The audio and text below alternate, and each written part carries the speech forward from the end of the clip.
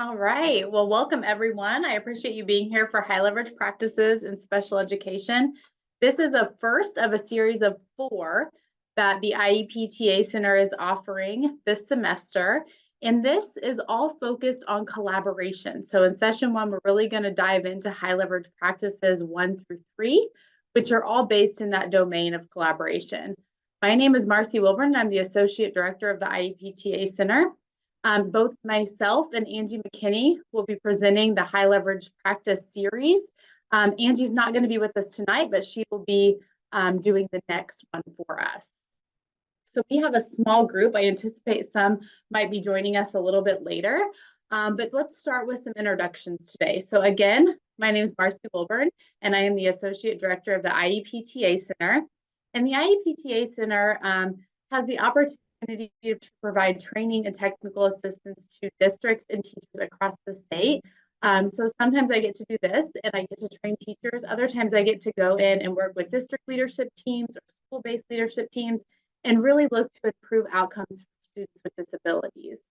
A little bit about my background is I did my undergrad work at Indiana State University. I have a P12 special education mild intervention license, and I have a K6 elementary generalist license. I have my master's from Ball State University in applied behavior analysis and my doctorate in curriculum and instruction from Indiana State University. I love all things chocolate and Diet Coke and traveling to beaches and warm places, especially when it's cold like it is and today in Indianapolis. So now I want to know a little bit about from you. So if you are comfortable, feel free to unmute your mic and share, or if it's more comfortable for you in the chat, that's fine. But go ahead and put your name, your district, and what role that you serve within your district. So Jamie, what district are you from? Okay, so sorry, I didn't mean to make you unmute. I was just gonna have you put it in the chat, but this works too. No, you're fine. Sorry, I was just I was typing, but I'm from the Portage School, which is in the Career Academy network of public schools in South Bend. We're a brand new school this year. We just actually moved into our new building last week, so a little bit hectic over here. But I'm currently gen ed, and I am working on my special education license because we're new. I'm kind of filling that role for now. Wonderful. Well, welcome, Jamie. I appreciate it. And Twyla, thank you for putting in the chat. You are Director, Teacher of Record at the Excel Center in Bloomington. Wonderful. So it is just the 3 of us this evening, so we can make this what we want it to. We'll talk about some of the high leverage practices, specifically collaboration, and focus on that. If there's anything else, or if you have questions, Jamie, with you being kind of new to the field, if you have additional questions, please just pose them, whether it's unmuting or whether it's sharing via the chat. I would be happy to make sure that you're getting out of this what you need. And it looks like we have one more coming in right now, so we will admit her. All right, so today's learning objectives really are to let you guys know what is available in regard to all of the high leverage practices. So I'm going to point you specifically to some research and resources around high leverage practices that will be available to you. And then I also will give you some strategies specifically to high leverage practice 1 to 3. High leverage practices are probably not going to be new to you, but they are things that we want to see consistently and frequently used in classrooms to really promote success and improve outcomes for all students, not just students with disabilities. So as we go into today's presentation, it's going to be a lot of what are you currently doing? How can what you're doing help other people, and alongside of learning new information. So I hope that that gives you kind of a starting point with the high leverage practices just with this initial session today. Again, this is a series that will be offered. Thank you for those who are just joining us. If you could write who you are, your district, and your role in the chat, just so that we can make sure that we are meeting your needs throughout today's session. So now that you know the objectives for today, if you could, in addition to your name, if you haven't already, and your role, if you could put in the chat, or if you want to unmute, that's fine too. This session will be successful if. So at 5:30 when we get done, or even a little bit early today when we get done with today's session, what will it be successful, or how will you know that it's successful for you? What are you looking to get out of today?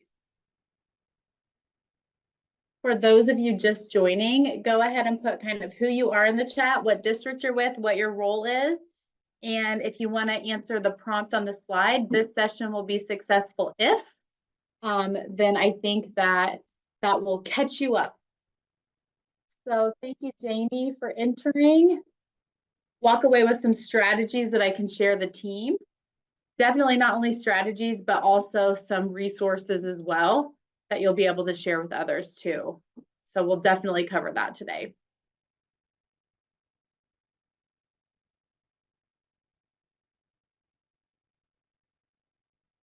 Give about 1 more minute.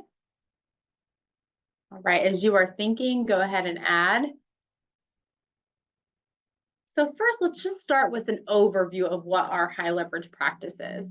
So there are 22 high leverage practices that cover the areas of collaboration, assessment, student well-being or social emotional behavioral, and instruction.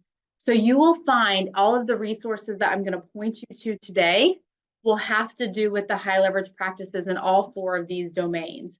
But what we're going to focus on within today's session is really looking at domain 1, collaboration. So that includes high leverage practices 1, 2, and 3.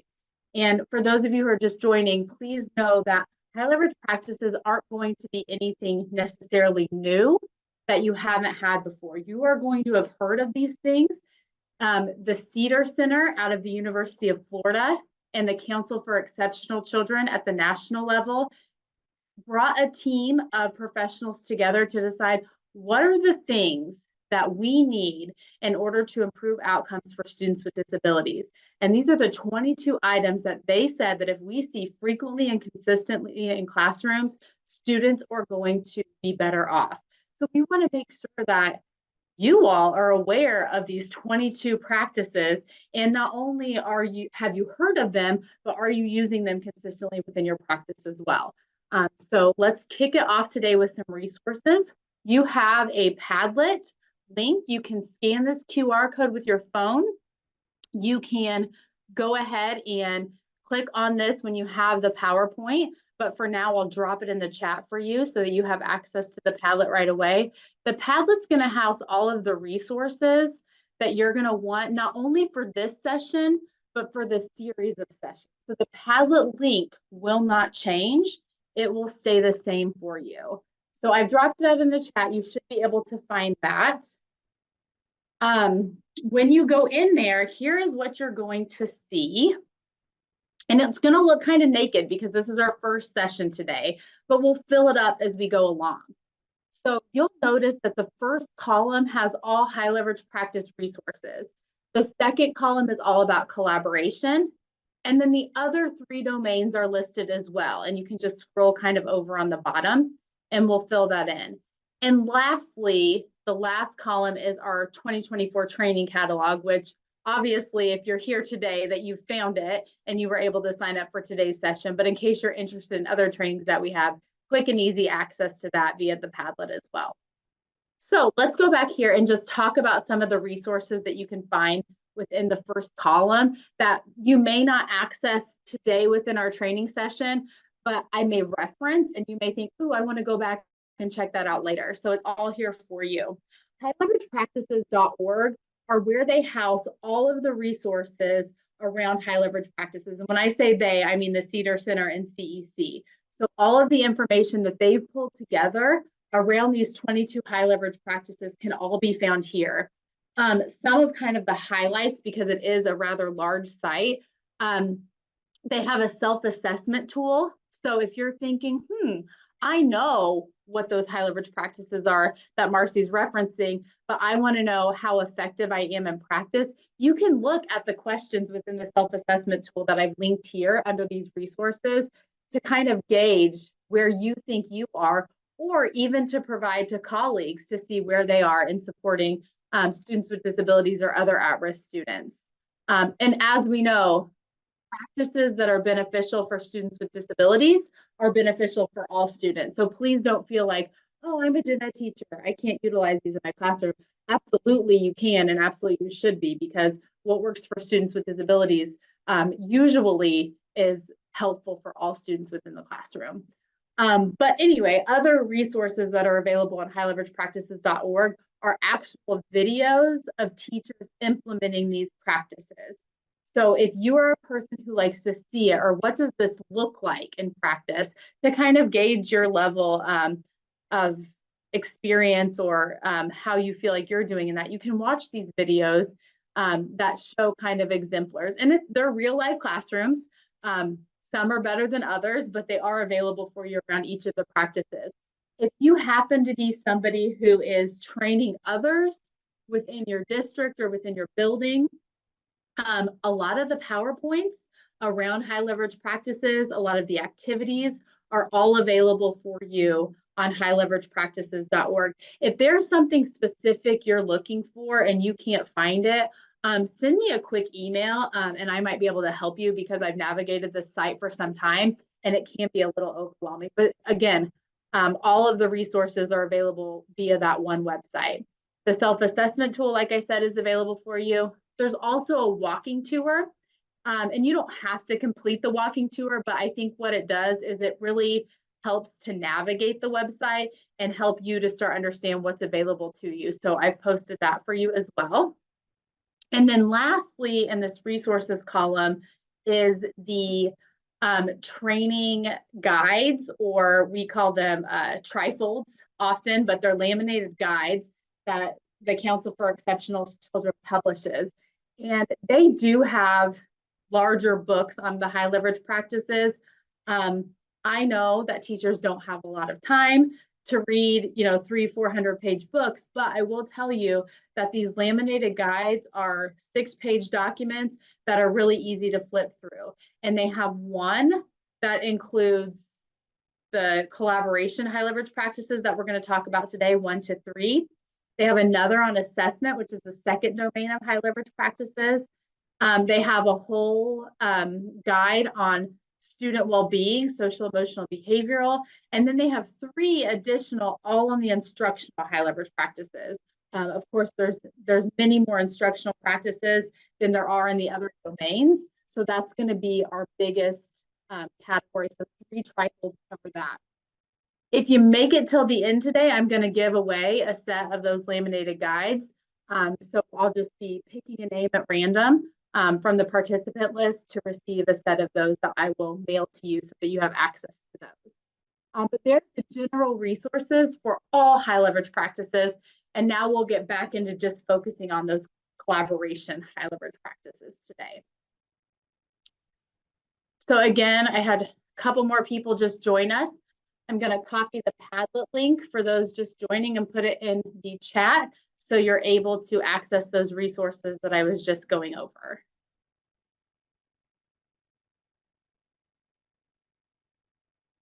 All right, let's keep going. So the first high leverage practice in the collaboration domain is collaborate with professionals to increase student success. So think about a student that you serve, maybe your most complex student that you have. And in the chat, go ahead and type in how many professionals support this student. And we'll stop at number 3. Just go ahead and write that number in the chat for the number of professionals.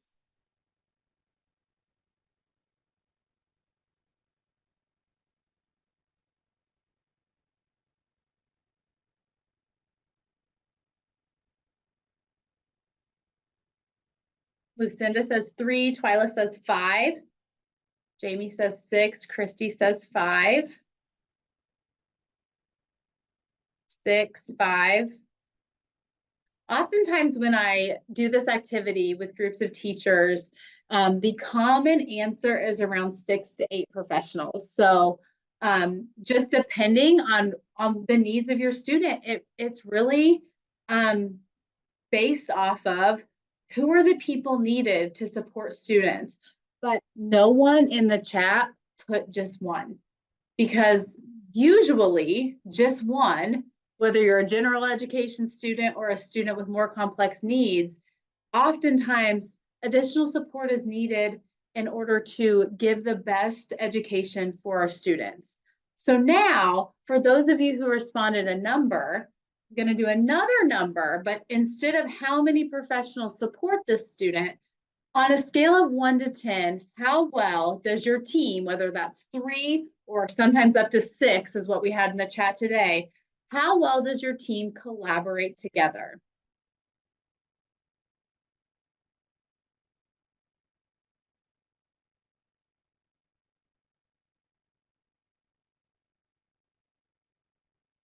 Nice. Twilight's got a good system at the Excel Center.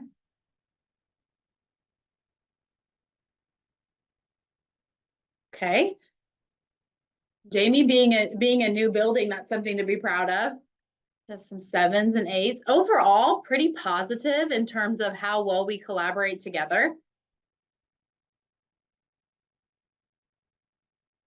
Think about all of the different ways in which professionals collaborate to support students. So we have our teachers, we have our admin team, we have our paraprofessionals, we have our OTs, we have our PTs, we have our SLPs, all those acronyms in special education, right? Our occupational therapists, our physical therapists, our speech language pathologists. We have lots of people who are in place to support students. Interesting, Lucinda shared that her SPED team is probably a higher rating on that 1 to 10 scale. But sometimes when you add other people into that team, then it becomes a little bit more complex. So people with different beliefs, different values, maybe different expectations for students, definitely can make that scaled score a little bit lower in some of our classrooms. But that's the purpose of this being a high leverage practice. I told you at the beginning, it's not something that you've never heard of before, but it's something, especially as special ed teachers or all educators, that we have to really hone in and improve our craft so that we can collaborate with others, because the success of our students really depends on how well we can interact with their team. So collaboration is the top of the list, the very first section, and being able to work with people. So now in the chat, go ahead and tell me a little bit. Lucinda started on this already, but what does professional collaboration currently look like in practice for you? Who's involved and what are you doing in this practice?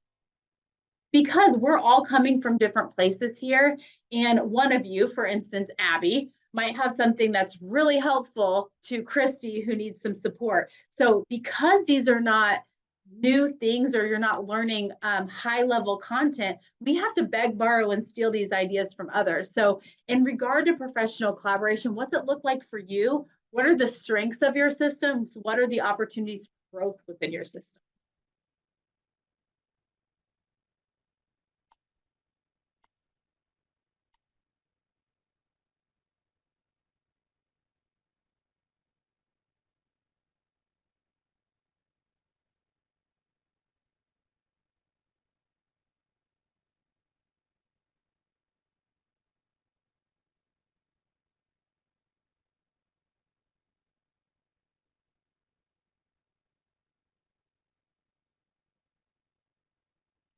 Okay, co-teach with 5 teachers.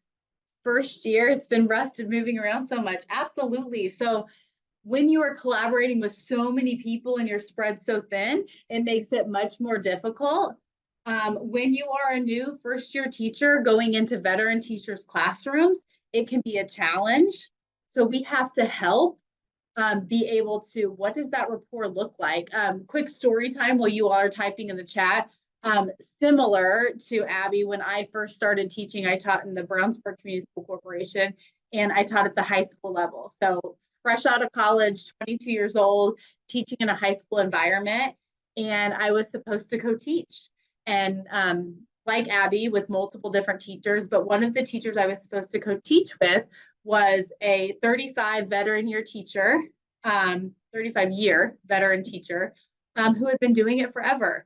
And when I emailed an email, you know, that excited young teacher over the summer had emailed saying, hey, let's meet ahead of time and talk about this. And I did not get a response for multiple emails. And the first day I went into his classroom, like, hey, I'm your support. And he's like, oh, I don't need you. I'm like, oh, well, my job's to be here. So it was rocky at first. And it took a long time for him to really see the value that I could add to the classroom. And I think for anybody who's in that situation where it feels like there isn't a lot of parity or equality within the collaboration that you're working with, that you really have to kind of learn that person and learn what skills you need in order to best support them. And I found that he was an amazing math teacher, but he knew math so well, he only knew how to teach it one way. And when the kids would ask questions, he would just get louder, as if getting louder and increasing his volume would help them. And so what my strength was in that system was to be able to go in and be able to say, hey, look, here's a different way to show them.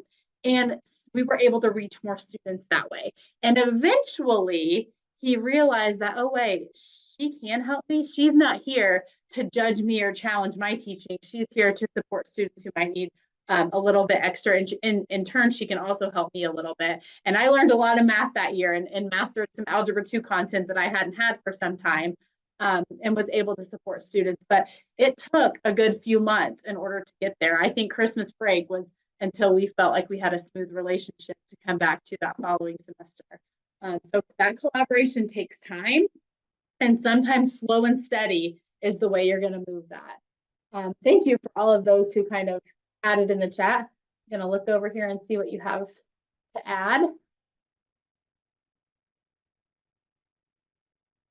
All right. So, okay. So we have Chrissy, who's a part of a cooperative, which, she's working with multiple districts and different service providers. So making sure that everybody's on the same page when districts do things differently can be a challenge. The need for good communication within that setting, and really not just like spoken policies and procedures, but written policies and procedures, and maybe even checkpoints can help with that collaboration as well. Twyla is a part of weekly data meetings. I love hearing data meetings and really talking about where student successes are and then opportunities for growth as well. Team meetings to discuss individual students. Absolutely. And really coming to those meetings prepped and prepared to discuss what you need to. If you go to that data meeting and don't have data prepared in order to have the conversation, then you leave there feeling as if you didn't get much accomplished. So making sure you're prepped. And I'm just leading you on to other high leverage practices we're going to talk about today. Our SPED team is housed in other buildings within our network. So we are trying to build up our own in-house supports and systems. Absolutely. And noting that SPED teams have to collaborate with all of those within the building as well. But I love the common plan time and meeting time, if you can find that. Very difficult. Some of the various opportunities we're going to talk about today to find other times to meet that seem to work better for all, whether that's via technology these days or other methods of meeting, or even just being very effective in the way we plan our meetings. Virtual school, that would be difficult when you're, not necessarily face-to-face to be able to provide that time together.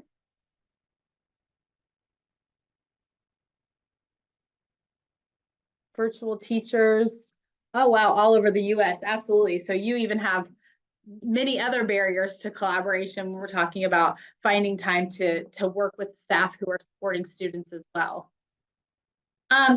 Before I ask the next question, I want to tell you a little bit about collective teacher efficacy. So when we talk about efficacy, it's a belief that you have the ability to really positively impact students.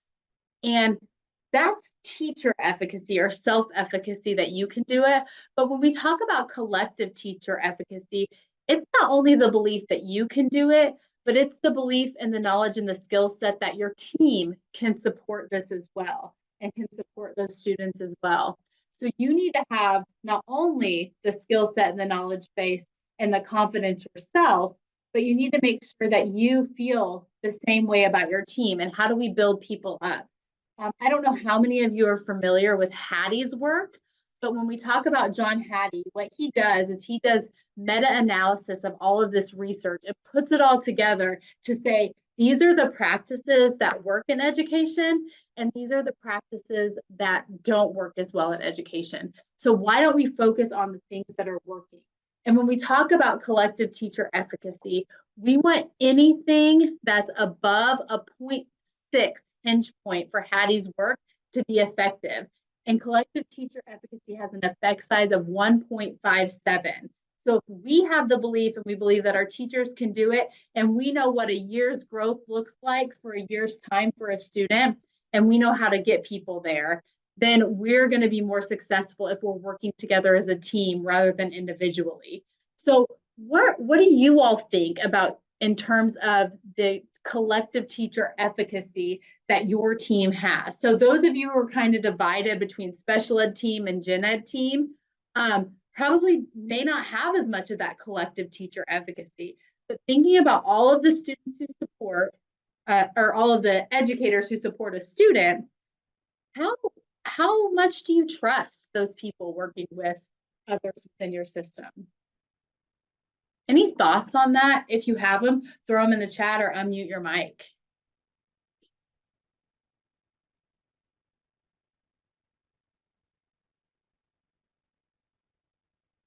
I think sometimes we have our gen ed teachers who are content knowledge experts. We know what students are supposed to learn and when they're supposed to learn it. And we have our special educators who really know how to best support our students.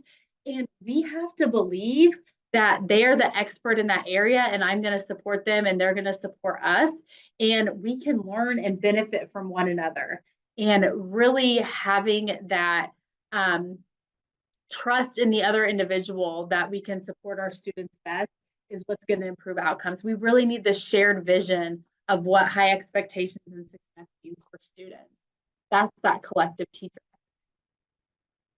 Besides time, because we already mentioned that, what are some other barriers to effective collaboration that you are seeing? And feel free to pose in possible solutions, either to other people's barriers or things that potentially have worked for you on your own barriers.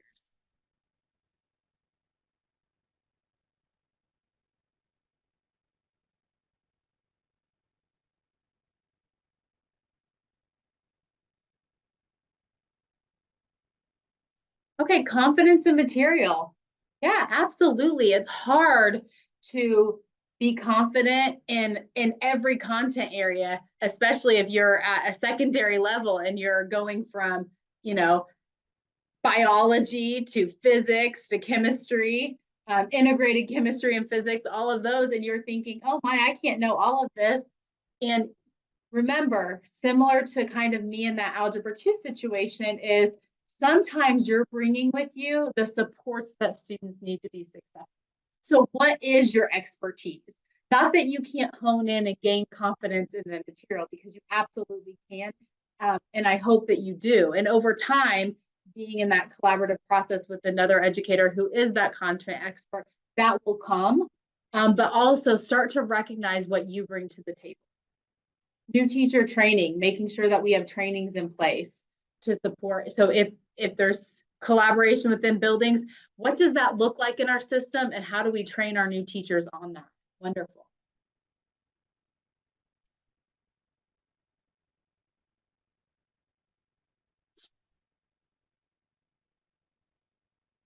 So many teachers, so many kids at the middle school and high school level, absolutely.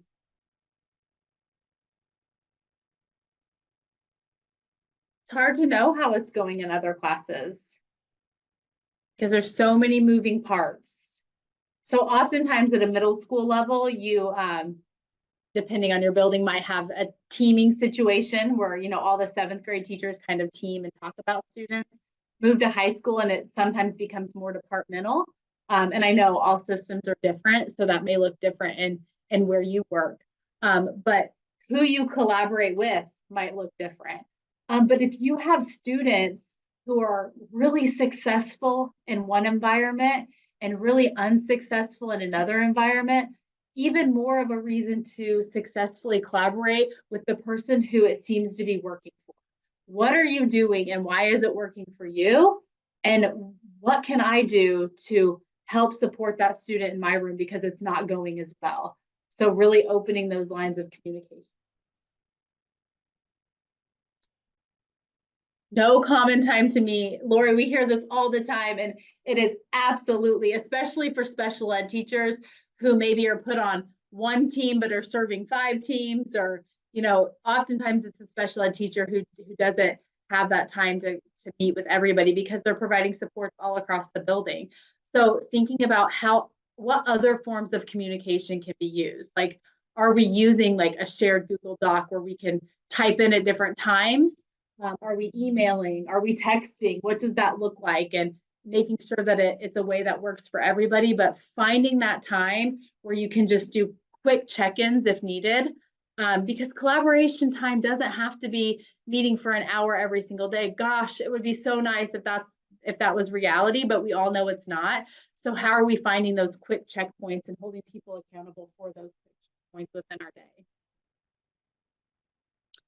So here are the top 3 categories of work when it comes to collaborating with professionals. And we've hit on many of these today. So we have to have strong communication skills. So again, thinking of that self-assessment that's available to you on the Padlet, some things to consider, that we really are actively listening. And I would say I am guilty of this at all times. I often listen to respond, not to actively listen in terms of how do they want me to internalize this information. So I'm always thinking, what am I going to say next? What am I going to say? When really I just need to absorb what they're saying. And so rather than just responding next, offering that paraphrasing after people say something to you so that they recognize, yes, this is what needs to happen.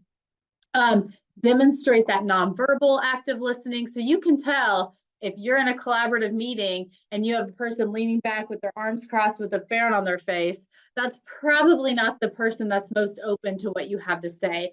That really can be a barrier to that positive collaboration that we want to see in buildings. So what do your nonverbals look like? Sometimes it's creating norms within meetings so that you can control those nonverbals a little bit. Easier said than done. I recognize that. Open-ended questioning rather than yes, no answers to get more information, especially when we're looking at how to support students. It's not, did they do their homework last night? It's not a yes, no, but it's more of, hey, what concepts are they able to grasp? What's more difficult for them? How can I best support them? So that you're looking for those answers and supporting students. Use statements that are accurate and descriptive rather than vague and evaluative. Always important, not only in academics, but behaviorally as well. To say a student's disruptive can mean lots of different things. So specifically, what does the student do that's disruptive? Are they calling out every 5 minutes? Are they calling out once in a class period? Are they getting up and throwing desks? Tell me what disruptive means, because it can be a whole gamut of behaviors that are taking place. But if I'm able to actively describe it and not just be more vague saying it's disrespectful behavior, or it's disruptive behavior, then we can actually plan and start doing something towards it. Carefully blend all of those communication strategies together to really look at these partnerships. So self-evaluate on those few things and see, where am I? Do I come to the meetings really open to listen? Do I provide enough information to individuals so they can accurately really see what students are doing within my classroom? So think about that in communication skills. The next one is co-teaching, which I know some of you are doing, but also working with paraeducators or others who might be supporting students. This could be therapists as well, but really noticing what that shared work is. What are the goals that you have? And not only having a knowledge of those goals, but the work that it's going to take to get there. Regularly meet with each other. Again, Lori, hard when you don't have that common meet time. But being able to share resources and decision-making. If we have roles that everybody's responsible for, we don't have to do it all ourselves. So how do we divvy up that responsibility when we're talking about working together? Making sure that we are able to articulate student needs and then what maybe accommodations or even modifications are needed to best support students within the classroom. Being open to supporting all at-risk students, not just students with disabilities. And really saying, okay, here is my responsibility for today. Here's what I'm going to take over. What are you going to do? And in co-teaching, you can divvy those roles and tasks up. For para-educators, just making sure that a teacher is planning what the para-educator is going to do. But all of that collaboration takes time. It takes really some thought of how we're going to do this. But once we start planning in more of a routine way, then it gets easier along the way. If we can start planning our co-teaching lessons, like you're going to do vocabulary every time we do vocabulary, I'm going to do this and teach the whole group lesson, and then we're going to do parallel. So content really drives the styles that you're going to use, but in turn, if you plan within the routines of the classroom, it can shorten the plan time needed to be effective, especially when, like, sorry, Abby, not to pick on you again, but when you have 5 co-teachers in different classrooms, look at the routines and how you can utilize the routines within the schedule to really collaborate with your with your colleagues. And then lastly, follow the interaction process. So really think about when there are conflicts and disagreements, how are we going to solve those? Are we going to sweep them under the rug? Probably not the most effective, because then they'll just build up there. So what's that look like when we need to really have a conversation when we're not seeing eye to eye? And how do we handle any of those disagreements that might be taking place? Of course, utilizing each other first before we seek additional help. But you may have to go to the next level if needed. But I strongly encourage you to at least attempt a conversation, or even a well-written email can go a long way when we're trying to handle conflict or disagreement with our colleagues. I think it's important not to send something when you're angry. Of course, always wait until that next day when people have cooled off to send something. And it's helpful to have somebody else read it over first, just to make sure it's not taken out of context if you are choosing to do a written form of conflict management over a face-to-face form of conflict management. So here are those 3 categories of work when it comes to high leverage practice 1 that you can just consider. Am I doing this on a regular basis and doing it well? Or is there one area that I can pick out and improve upon this within my current practice? A couple other resources that are available to you specifically, I tried to pull out the information within the chart that I just showed you, but there are collaboration activities and skill charts that really talk you through some of those activities, like active listening activities, things like that. And there's a collaboration skills reflection tool that is available to you. Those are within the trifold. So if you have access to the trifolds, or if you happen to be the winner, that's something that you can access when you get those. So let's move on to high leverage practice number 2. So high leverage practice number 2 is all about organizing and facilitating effective meetings with professionals and families. So we already have just that general collaboration piece. We have many people that we have to collaborate with, sometimes up to 6 on this call today, depending on the students with whom we're working. But now let's talk about the actual meetings. We know time is minimal. So how are we going to best use the time that we have? And I'm going to give you some information on how to do that. So now, before we get started, describe in the chat the types of meetings that you are currently facilitating, either formal meetings or informal meeting. And maybe you're not facilitating, but what meetings are you a part of?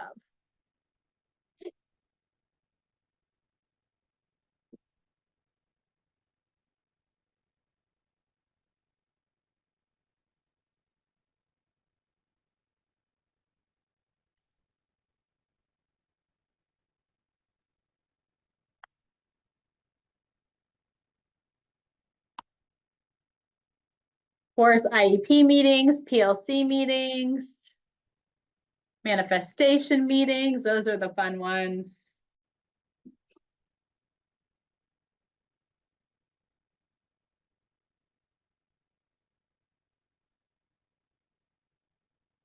As a special educator, typically you have the opportunity, maybe if we spin it in a positive light, to be on several meeting committees where you're able to really dive into specific student needs. So as we are going down, sorry, M-team meetings, manifest department meetings, wonderful.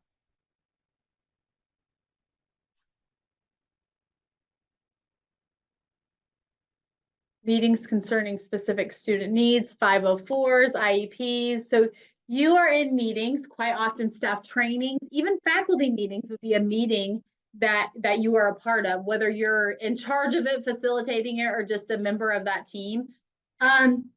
What makes a successful meeting? What are those components that you find essential to a successful meeting, whether you're leading it or someone else is leading it? What do you want to make sure is in place?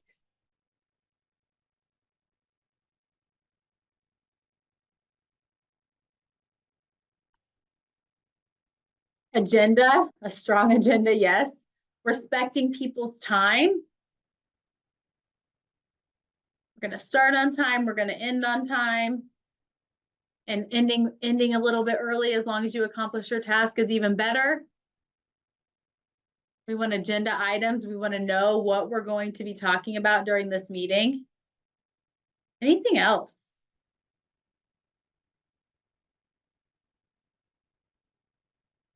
What makes for a strong, effective meeting?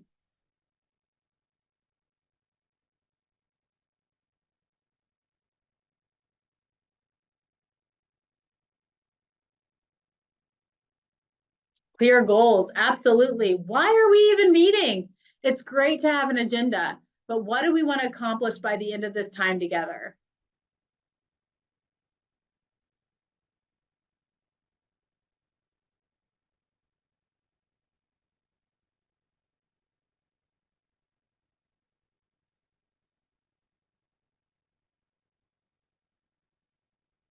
All right, and finally, how do you know that it's effective?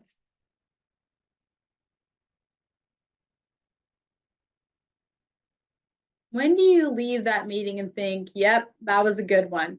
Because I know there are times you leave those meetings and think, that was not a good one. What's the difference?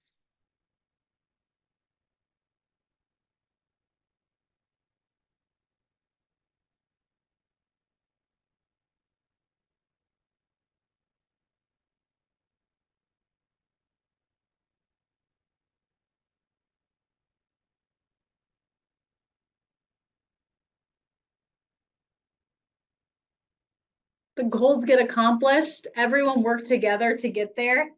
We have a clear plan of action.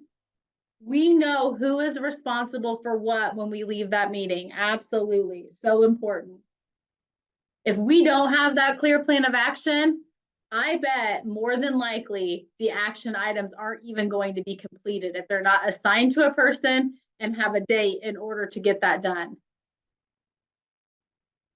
We need a clear message by the time we leave there. What are we going to do with the information that was shared today? So just for fun, in the chat, tell me when you've tell me what meeting or who was responsible for it. But tell me a meeting that maybe you went to that was ineffective and maybe why it was ineffective.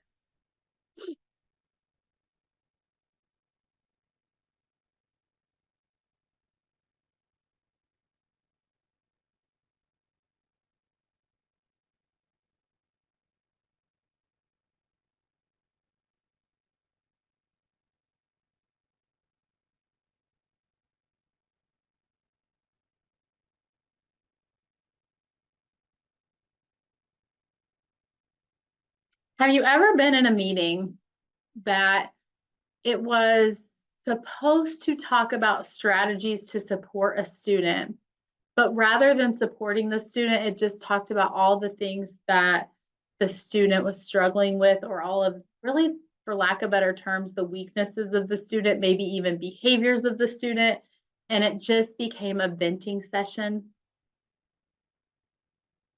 Those are my least favorite kind of meetings. Like, that's not productive. We should spend 5 minutes talking about what's not working and spend 20 minutes talking about how we're going to support and 5 minutes recapping who's going to do what. We have to limit that vent session. Everybody knows why we came to the meeting, right? disagreements during meetings, angry parents. Absolutely. And they may have a right to be angry, but how are we going to simmer things down so that we can have an outcome and a clear goal and leave feeling accomplished? So we can have an agenda, but if we don't follow it and there's no plan of action, then it's not really helpful at all, right? A lot of talking, but nothing that was on script or that we wanted to talk about. And you leave there, at least I leave those meetings, feeling frustrated, oftentimes more defeated, and they're really ineffective. And so how do we, as either facilitators of those meetings or participants in those meetings, how do we help to improve that process over time? What are some skills that we can build up to at least the meetings that we're responsible for, or our part within the meeting is going to be successful and feel like we have accomplished something? So here's some ideas, and many of them you definitely already hit head on. So the categories of work for HLP number 2 is really looking at how do we prepare for meetings? So there's things that you need to do before the meeting, and there's things that you need to do during the meeting. So making sure that these are the, common ground that's set in place to be a strong foundation for the meeting. We want those clear goals. Abby already said that. We need to know who needs to be there. Have you ever been to a meeting that you're like, this is a great meeting, but I'm not sure I'm the right person who needs to be sitting at this table? Like, or we're here at this meeting and we don't have the right people. We can talk all day long as educators about this. So for instance, if you are in a meeting that's all teachers, but you don't have an assistant principal or a principal who might help make some of those decisions or who has power to make some of those decisions, maybe that's not the right people at the table, right? Like the teachers might need some authority figure to be in that meeting to really help make whatever they're deciding or determining happen. And if they're not there, it's not going to happen. We're just talking about it. So making sure the right people are at the team. And if they're not available at the time that we can meet, how do we incorporate the information that they need to know or even reschedule at a better time where they can be there, because the necessary team members have to be there. Not only do the right people have to be there, going down to bullet 4, they have to be prepared for the meeting. What's my job? What am I bringing to this meeting so that we're ready to go and we can make the decisions that we need to make?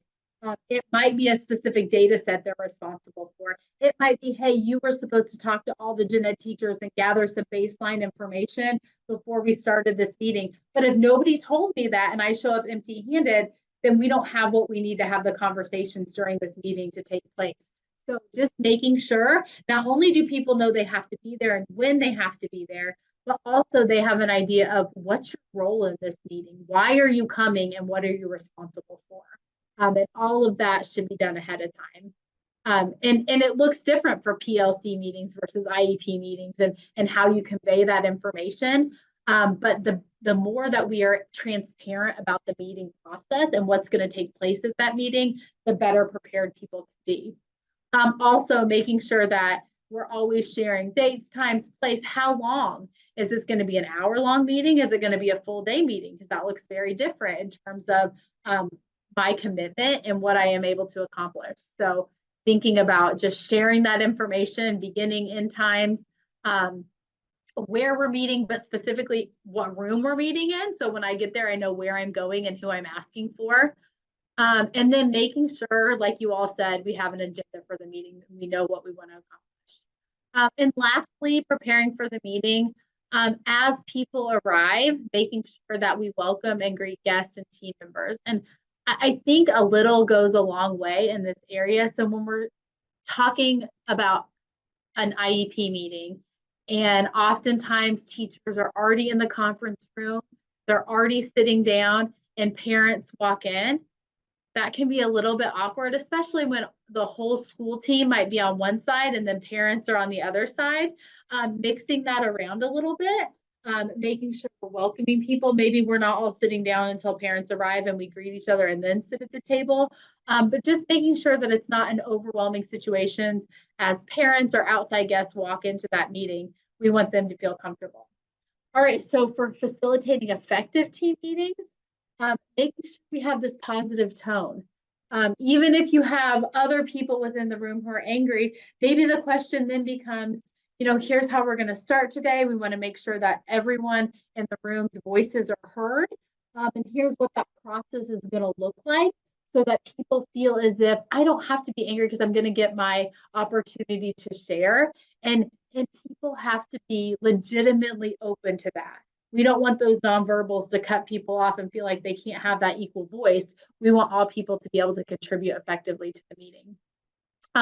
And sometimes it's nice to kind of know ahead of time, what do you think is going well? What are things that we can improve upon to support the student? And if you have that information, sometimes you can kind of in your mind think, oh, here's how I can counteract that a little bit within the meeting. Here's how we can start to work towards that and just gather some ideas and strategies to better support the student.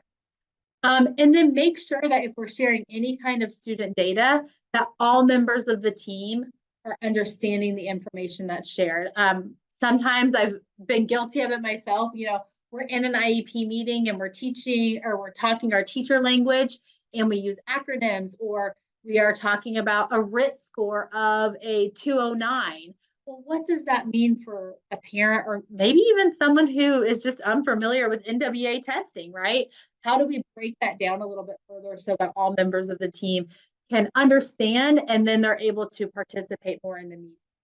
So in terms of not a number, but what does a 209 mean in student skills? What is he or she able to do academically?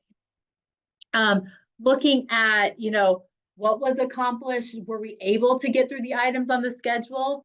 Do we need a follow-up meeting? Is that needed? And then what are those things that are going to happen following the meeting?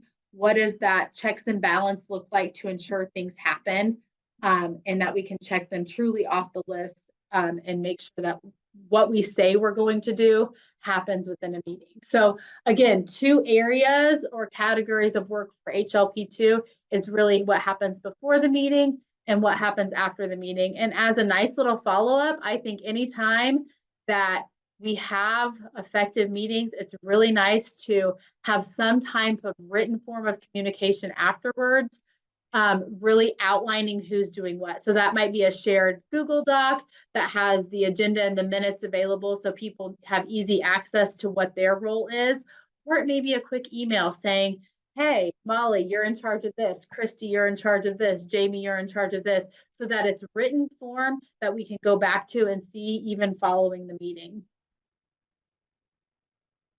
All right, the resources that are available within the trifolds for you is a checklist that goes through many of those things to prepare for meetings.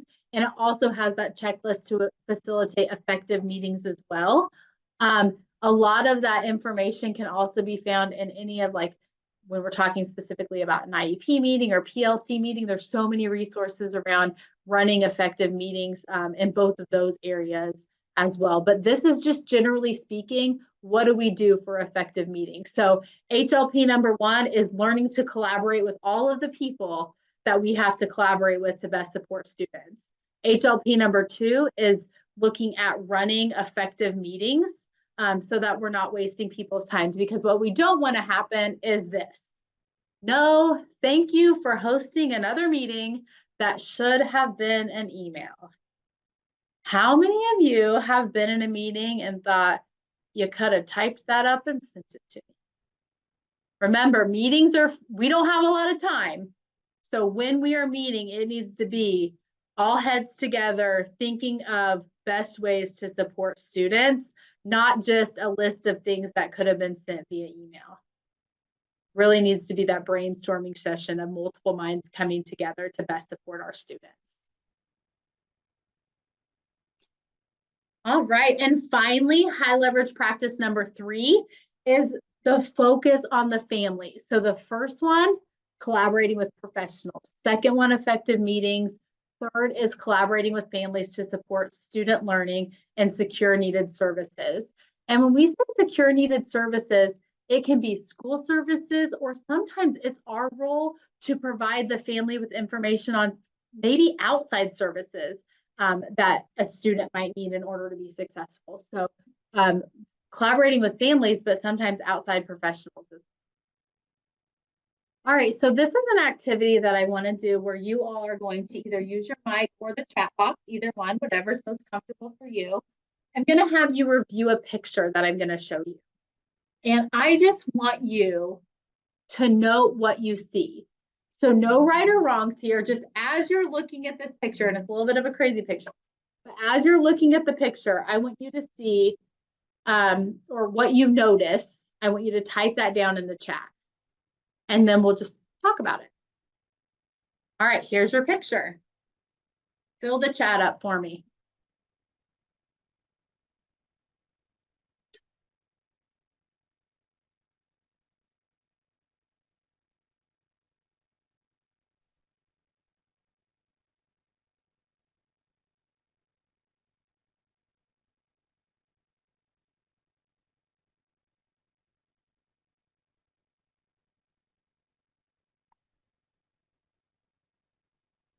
Okay, so Molly notices that we have a parent with their feet up, baby crying, a pizza box, a knife on the table, overflowing trash can. It's chaotic.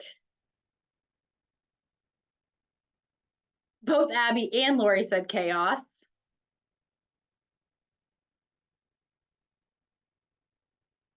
What else do you notice?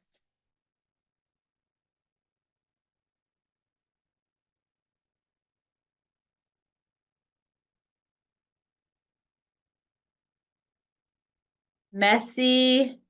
There's a heater plugged into the wall. Okay. Baby's on the floor.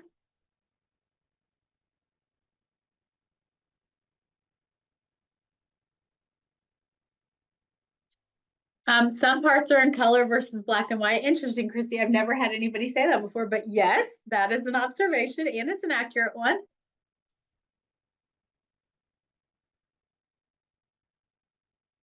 Beer bottles, other trash around. Okay, so as we're looking at this picture, we have noticed the chaos of the picture. We've noticed a baby crying.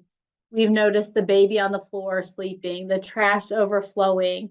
Maybe it's an unsafe environment for kids, which was just thrown in the chat. We have some knives.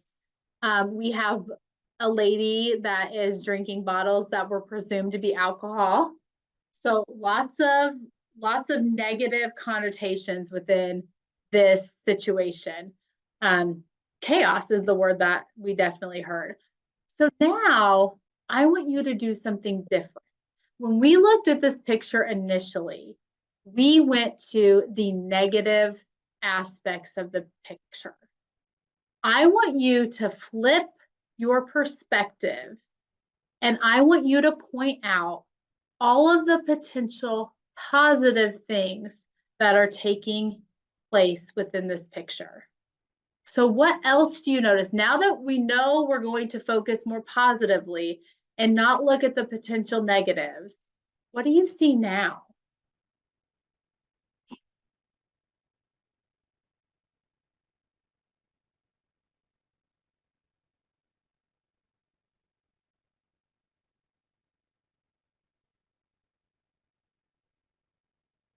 Mom and kids together relaxing. There's food. It's a family. They're in a home. The mother's caring for her children and they're together.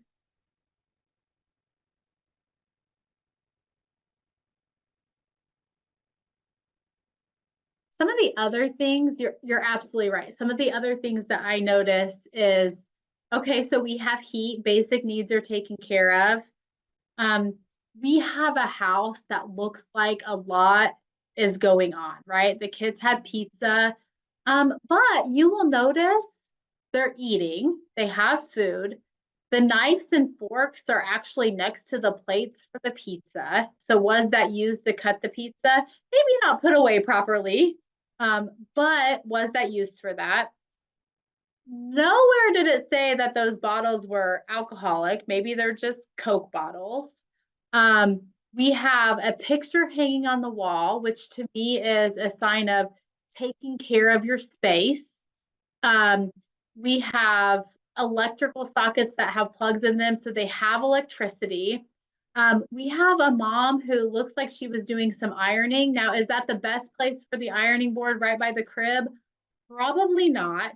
However, if you're ironing something, that's more than I do. She obviously cares about her appearance, right? She has curlers in her hair, so that's another thing that she's caring about, what she's looking like. She has one kiddo who is asleep. She has another kiddo in the crib who is crying. And maybe this mom was just like, I need a break. I need to sit down on the couch, eat some pizza, and breathe for a moment because this little boy's crying. But they have a TV, there's a trash can, so trash is being put in the trash can. Maybe it's overflowing a little bit and it needs to go out. But this shows me a house that maybe doesn't have all of the same values that I have, but it's not necessarily wrong. And so I think when we look at this picture initially, we bring to it a lot of implicit bias. Like, oh my goodness, that is a wreck. That's chaos. That is not anywhere where we would want to raise a family. And maybe it's unsafe. And you could be right, but you also could be very off base. There's many times there might be other circumstances going on with this family, and this is the best this mama can do. Maybe your husband passed away last week and she's in survival mode and she's just trying to get through. Maybe this is a typical day in her life where it's just busy and there wasn't a lot of time to take out the trash or put away the ironing board. She had to get to wherever she was going quickly and it just happened that way. So I challenge you when you are working with families who maybe have a different set of values than you do, or even if life looks a little bit different for them, that you really flip your perspective and take check of your implicit bias before we respond to families, and notice that things might look different, but really believing that people are doing the best that they know how to do. And maybe this mom needs support, maybe she doesn't, but just having conversations about what's working well in her life, what's not, in order to really open up those lines of communication between families and schools and how we can best support. So I just think that's a fun activity because most of the groups that I show it to always point out the negative things. And I think that's what the picture is intended to do. But I also think there are so many good things in this picture that are just kind of hidden by some of those negative aspects. So always looking for the good in the families that we serve. I think another thing that is worth noting here is as educators, for the most part, we enjoyed school. That's why we are coming back. We have a few who have decided that, I didn't have a great school experience, so I'm going to come back and change that for other kids. I believe those people are out there too. But most of the teachers that I interact and talk with are teachers because they had a positive learning experience in school. And not all of our families and our parents did. And people have a different level of value for education. But sometimes walking into a school building was hard for them when they were in P-12 education. And maybe it is even still hard for them now because it wasn't the spot where they felt most comfortable. So how do we as professionals help to make all individuals feel welcome within our buildings in order to support families? Because when we are working alongside families to support students, we're going to get a lot further than we're working against families. So how do we help support each other and really put the student in the forefront and how to best support the student? So I hope that kind of helps really make you think about implicit bias in your perspective as you're working with families who may be different from you. Again, categories of work for HLP number 3, really looking at those positive interactions with educators and families. So making sure, like I just said, strong communication, making sure that everyone's comfortable. And in some instances, that's easier than other instances. Making sure that we are supporting the knowledge base of all of the individuals who are working with the student, including their family. So making sure that they're aware of all the professionals that are working with their child, making sure that they have understanding of what that person's doing with their child. treat them with dignity, honor their cultural diversity, and affirm the strengths of the family. Really go beyond the minimum expectation. Yes, they should be invited to the table at the case conference. They should be sharing at the case conference. But how are we ensuring that we're finding a date and time that works best with a mom who has 2 jobs, or, whatever it might be, but really looking to work with the parents so that they can be a part of their child's education, recognizing the strengths of those individuals, so that we are working together with families and making sure that when we say we're going to do something for their child, that we follow through with that. And if they need additional support and information, we're giving them the resources in order to access that support and information. And on the other side is the effective practices that are listed here. So as I'm sure you're doing, making sure that we are providing information that is accessible to parents, whether that is communication in meetings or whether that's written communication that goes home, but they're able to access that information, whether it's in their first language or whether it's at a writing level that they're able to read and interact with, but they are able to at least know what information is being sent home. If maybe a phone call's better, so that you're able to talk that out. I was in one of these one time, and this isn't going to be helpful because I can't remember, but they said that there is a phone service that will actually do some of the translation for you into other languages.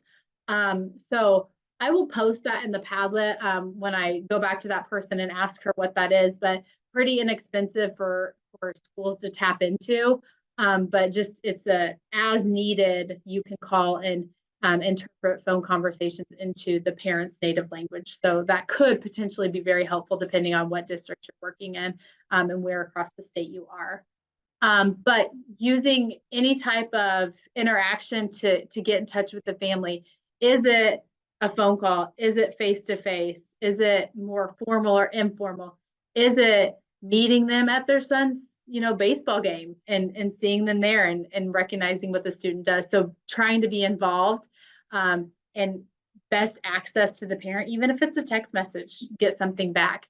I love Parent Square and some of those systems that allow teachers to, message that way. Some parents are much quicker to respond in that quick format rather than, a phone call back or something like that. So written and digital communication, making sure that we're sharing any of those resources that parents can have access to maybe when we're not available. So websites, web pages, making sure that they know how to access technology if that's something that they need to get to. But any of these ways to positively interact with our families in order to improve those outcomes for students is important. So that's the last HLP of today.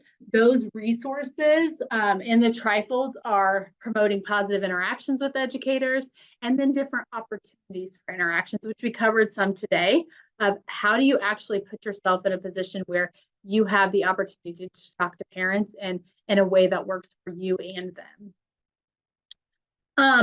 So now I would like to hear from you. What else can be done, or what are you doing in your system to engage stakeholders, whether that's other professionals, whether that's parents or meetings? What else can be done in your system, or what are you doing really well that you can share with somebody else? Please feel free to throw that in the chat.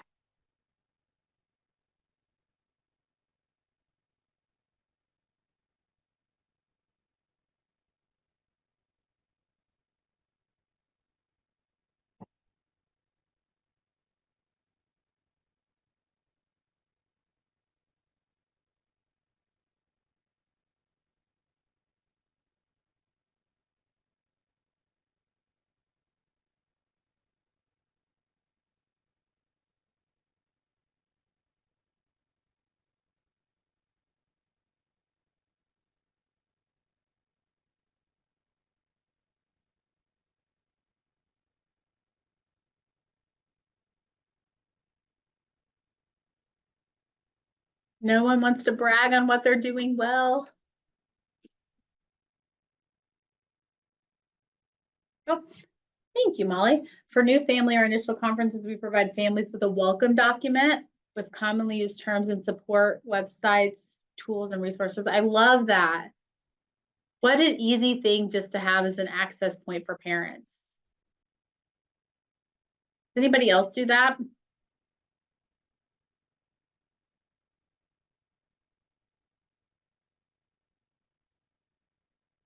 Nice. Reaching out with positives before the problems occur. Absolutely. If they only hear from you once in a blue moon, they're automatically going to think it's negative. So if we make it common practice, then when we do have to share something that's not so great, it's a little bit easier. Folders that we share with families.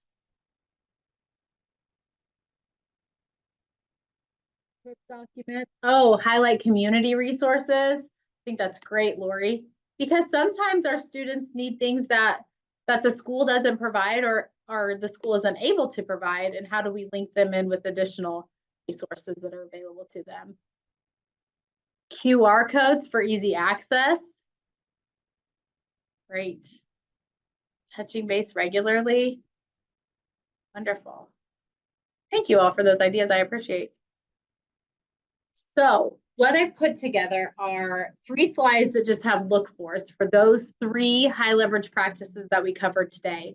So collaborating with other professionals, the look fors, which is what an administrator would want to see to show that what we're doing is consistent and frequent in these high leverage practices.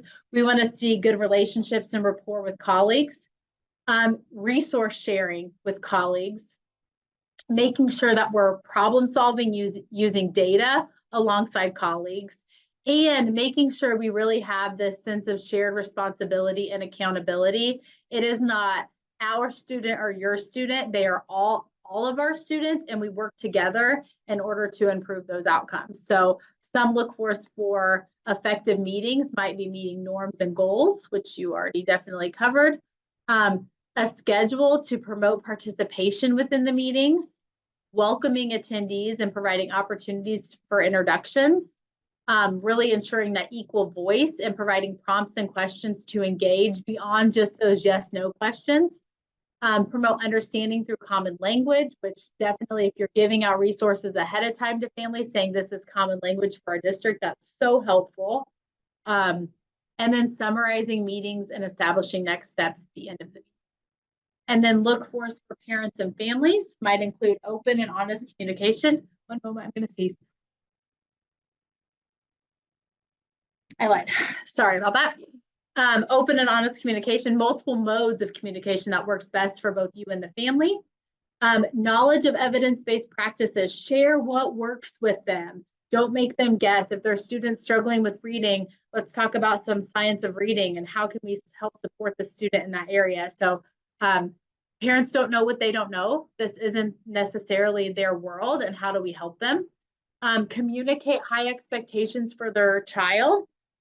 Treat them with dignity and respect, increase understanding of cultural diversity. So if you have a lot of cultural diversity within your system, how are you training out on that so people have an understanding of what other cultures are about, and even just a common time to ask questions and what does this look like in your family? Share ideas and action to support students, and then provide all information in an accessible format for parents, families, and others who might be on that team. Before I let you go today, a few things. This is the first of a series, so if you haven't signed up for all of them and you want to dive a little bit deeper into these high leverage practices, please feel free to do so. Our next session is February 1st, and we're really going to be looking at assessment and data components in regard to high leverage practices. And then on March 7th, we're going to be looking at student well-being, social, emotional, behavioral high leverage practices. And on April 9th, we are going to do an overview of the instructional high leverage practices. Actually, it's 11 to 22, all the way to the end. And then in the fall, we are going to do a series that breaks down all of the instructional practices. So our last session will just kind of tell you what they are. And then in the fall, we're going to break it down into smaller sessions so that you can get specific strategies related to those high leverage practices. So definitely encourage you, if you're interested, to participate and the upcoming sessions as well. If you're unavailable on those evenings, sessions will be recorded. Just let us know and we'd be happy to send you the link probably about a week or so after the training.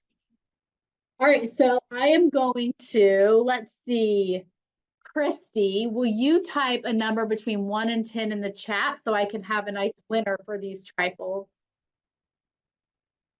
7. 1, 2, 3, 4, 5, 6, 7. Lucinda, will you email me? I will type my email in the chat. Go ahead and email me your name and your mailing address, and I will drop these into the mail for you so that you have your own set of trifles as we go through these sessions. So that is for Lucinda. Congratulations. And if all of you don't mind, there is a QR code here to complete the evaluation for today's session. When you go here, it is a landing page for all evaluations. So it will have a drop-down menu where you'll select today's session. And we always want to improve what we're doing and best meet the needs of educators across the state. So please give us feedback on what we did well and what we can do better. And that is available to you. I will also put a link via the chat. So if you prefer, you could just click on it there.